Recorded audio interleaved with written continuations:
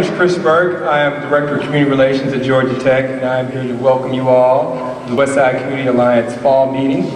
And I bring you greetings also from Dean of the College of Architecture, Steve French, and Dean of the Ivan Allen College, Jacqueline Jones-Royster.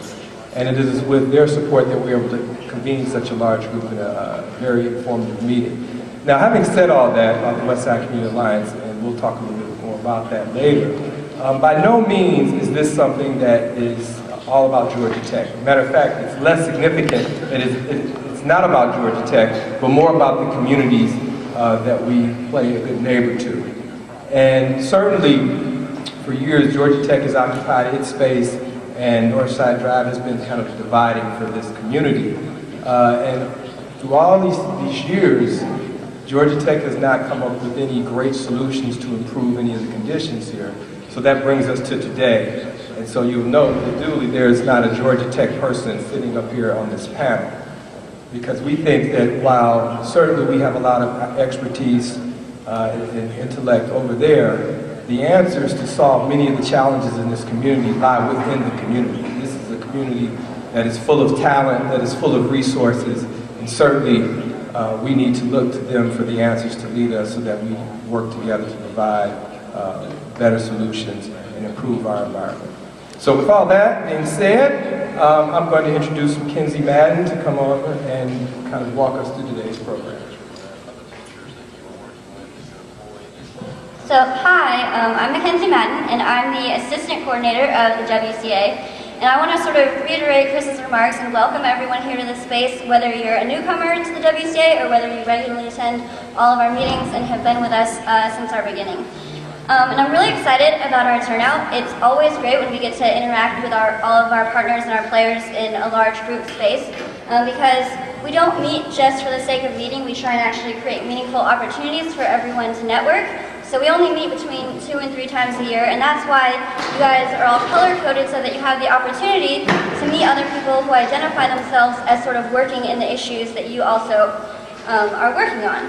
So the WCA is a partnership between Atlanta's Westside communities and institutes of higher education. We act mostly as a communications network, so we uplift, promote, and support existing work that's going on. We send out a bi-monthly newsletter. We regularly update our calendar and our website with blog posts. We put pictures up on our Facebook page. We have up-to-date alerts that are on our Twitter account. But we need your support, your input, and your constant contact to make sure that that communications network remains vibrant and sustainable. So make sure that you sign in if you didn't get a chance to so that we have your email and we can keep in touch. Also make sure that if you do use Twitter that you can tweet at us at Atlanta WCA or use the hashtag WestsideSpeaks so we can hear what you're thinking about today's event. And then I think it's important to note that as I stand here today, the city has prioritized development in the Westside, and that's evident in a meeting that I attended last night that I want to give a shout out to. So I've been regularly attending the Community Benefits Plan Committee meetings, and last night's was by far the best. And it was amazing for me as a witness over time to see the community be able to present its vision in such a unified way, and it was obvious that there was behind-the-scenes collaboration going on within the communities, and I think that was not only seen, it was heard, and it was felt. So it was kind of unfortunate that there was low attendance because of all of the time and date switching that happens with those meetings, but I did think that it was important to raise it up and say that last night was significant. And it kind of is an example of why we're here and why we as a WCA do what we do. We are all about communities presenting their vision. So we want you to use us. Ask us who we can connect you to. Post your thoughts and any events on our Facebook page. Make sure that you write a guest blog for our website if you want to. And most importantly, invite us to your spaces. So as the WCA, we've come such a long way in a pretty short amount of time, and for us to look out and see a pretty packed audience is really heartwarming for us, and we hope that you're all here because you think that what we're doing is adding value to the work that you all are doing.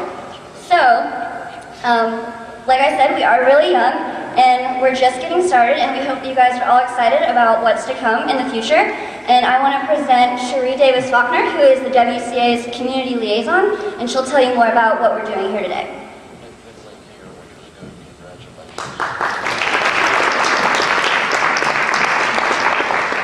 Good afternoon, everyone. Good afternoon. It's Friday and you're here. I'm so excited about that. We were so nervous that on a Friday at 3 p.m. people would be like, are you crazy? But here's a really good indication that people are ready to get some work done. So the first thing I wanted to do was a bit of a roll call. Okay, so is English Avenue in the house? Okay. Is Vine City in the house? Is Washington Park in the house? Is Bankhead in the house? All right. Marietta Street? Castleberry Hill? We can keep rolling on. Okay, is the AUC in the house? Y'all come on now. Y'all know how to do this. Is Georgia State in the house? Is Georgia Tech in the house? All right, now we got any elected officials in the house? All right.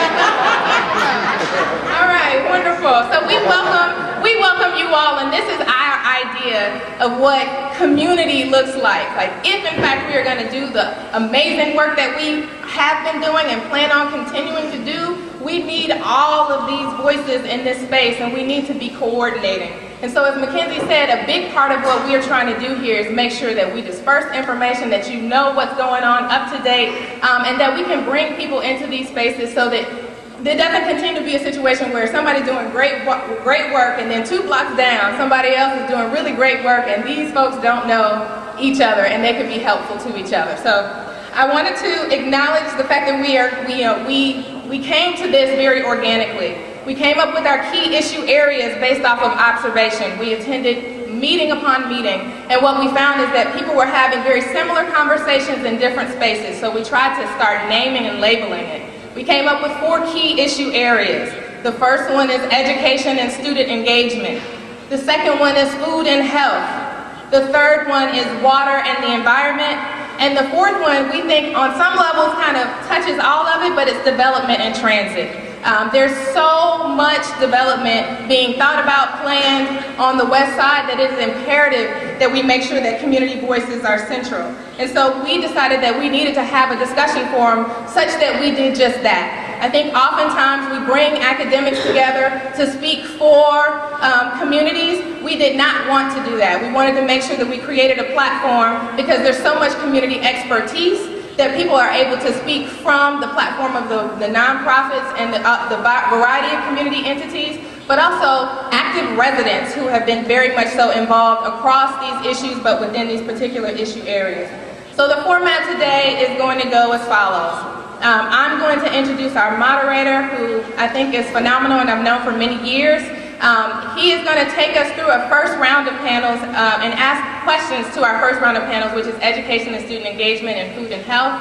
We will take questions from the audience. We probably, depending on time, we'll do the best we can, and then we will switch out to a second round of panels, water and the environment and development and transit, and then close it out.